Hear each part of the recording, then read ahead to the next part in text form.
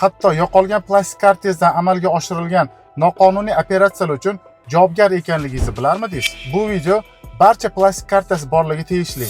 Bankdan karta ochtirganingizda shartnoma imzolagansiz. Bu shartnoma orqali sizga qanaqa majburiyat va javobgarlik belgilanganligidan xabaringiz bormi? Shartnomalardan real misollar keltiraman.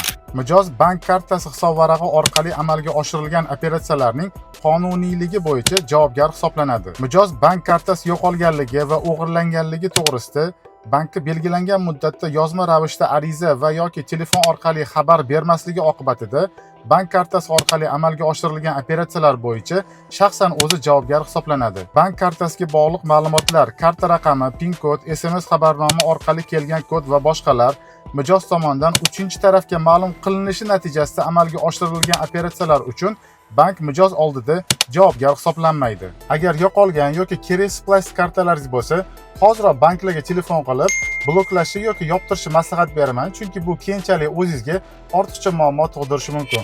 Telegram kanalga bo'lsa, hamma banklarning telefon raqamlarini joylab qo'ydik. Albatta obuna bo'lib, bu videoni nomida plastik kartasi bo'lgan barcha yaqinlaringizga yuborib qo'ying.